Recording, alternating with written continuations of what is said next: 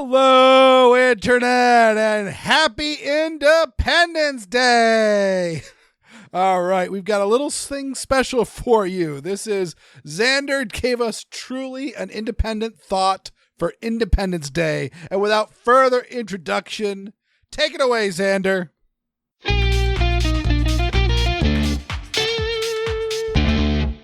Welcome to a special Independent Thoughts with yours truly, Xander Opal. Something I've been wanting to do for a bit. Ladies and gentlemen, the Declaration of Independence. In Congress, July 4, 1776, the unanimous declaration of the 13 United States of America, when in the course of human events it becomes necessary for one people to dissolve the political bands which have connected them with another, and to assume among the powers of the earth the separate and equal nation to which the laws of nature and of nature's God entitle them, a decent respect to the opinions of mankind requires that they should declare the causes which impel them to the separation. We hold these truths to be self-evident, that all men are created equal, that they are endowed by their Creator with certain unalienable rights, that among these are life, liberty, and the pursuit of happiness, that to secure these rights, governments are instituted among men, deriving their just powers from the consent of the governed, that whenever any form of government becomes destructive of these ends, it is the right of the people to alter or to abolish it, and to institute new government, laying its foundation on such principles and organizing its powers in such form as to them shall seem most likely to affect their safety and happiness. Prudence, indeed, will dictate that governments long established should not be changed for light and transient causes, and accordingly all experience hath shown that mankind are more disposed to suffer while evils are sufferable than to right themselves by abolishing the forms to which they are accustomed. But when a long train of abuses and usurpations, pursuing invariably the same object, evinces a design to reduce them under absolute despotism, it is their right, it is their duty, to throw off such government, and to provide new guards for their future security. Such has been the patient sufferance of these colonies, and such is now the necessity which constrains them to alter their former systems of government. The history of the present King of Great Britain is a history of repeated injuries and usurpations, all having in direct object the establishment of an absolute tyranny over these states. To prove this, let facts be submitted to the candid world. He has refused his assent to laws, the most wholesome and necessary for the public good. He has forbidden his governors to pass laws of immediate and impressing importance, unless suspended in their operation till his assent should be obtained, and when so suspended, he has utterly neglected to attend to them. He has refused to pass other laws for the accommodation of large districts of people, unless those people would relinquish the right of representation in the legislature, a right inestimable to them and formidable to tyrants only. He has called together legislative bodies at places unusual, uncomfortable, and distant from the depository of their public records, for the sole purpose of fatiguing them into compliance with his measures. He has dissolved representative houses set repeatedly for opposing with manly firmness his invasions on the rights of the people. He has refused, for a long time after such dissolutions, to cause others to be elected, whereby the legislative powers, incapable of annihilation, have returned to the people at large for their exercise, the state remaining in the meantime exposed to all the dangers of invasion from without and convulsions within. He has endeavored to prevent the population of these states, for that purpose obstructing the laws for naturalization of foreigners, refusing to pass others to encourage their migrations hither, and raising the conditions of new appropriations of lands. He has obstructed the administration of justice, by refusing his assent to laws for establishing judiciary powers. He has made judges dependent on his will alone, for the tenure of their offices and the amount and payment of their salaries. He has erected a multitude of new offices, and sent hither swarms of officers to harass our people, and eat out their substance. He has kept among us in times of peace standing armies without the consent of our legislatures. He has effected to render the military independent of and superior to the civil power.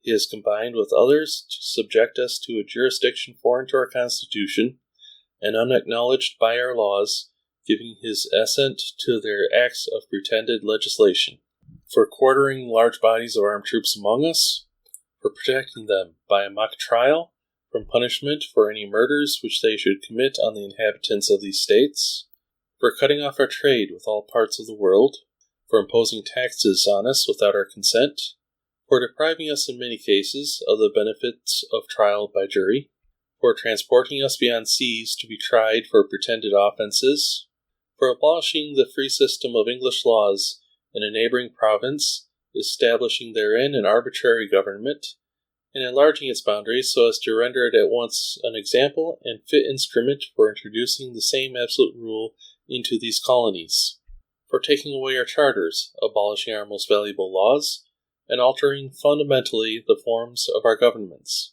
for suspending our own legislatures, and declaring themselves invested with power to legislate for us in all cases whatsoever.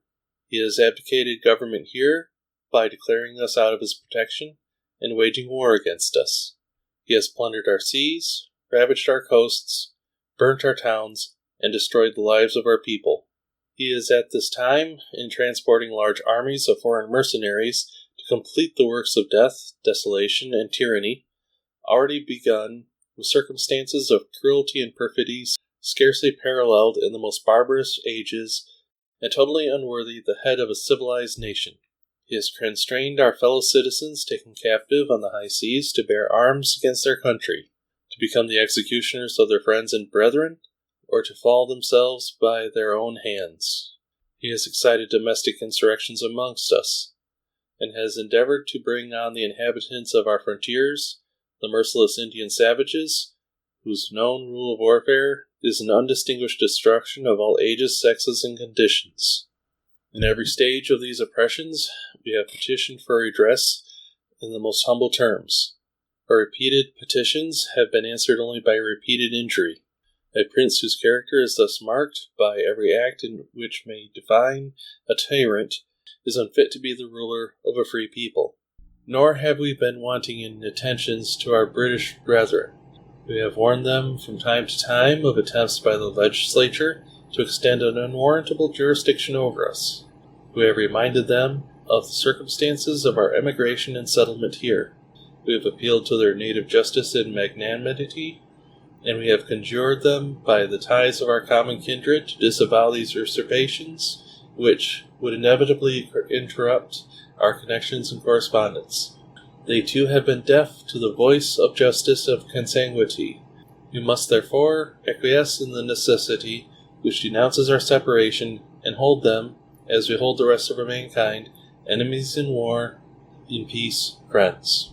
We, therefore, the representatives of the United States of America, in General Congress, assembled, appealing to the Supreme Judge of the world for the rectitude of our intentions, do, in the name and by the authority of the good people of these colonies, solemnly publish and declare that these united colonies are, and of right ought to be free and independent states, that they are absolved from all allegiance to the British Crown, and that all political connection between them and the state of Great Britain is and ought to be totally dissolved, and that as free and independent states they have the full power to levy war, conclude peace, contract alliances, establish commerce, and to do all other acts and things which independent states may of right do. And for the support of this declaration, with a firm reliance on the protection of divine providence, we mutually pledge to each other our lives, our fortunes, and our sacred honor. I find that as I read the Declaration of Independence aloud, that is its best way to be experienced. These words were written not to be silent on a page, but to be declared loud and widely spread. I hope that we may, at some point, be worthy once again of these words. Have fun, be safe, I hope I gave you something to think about.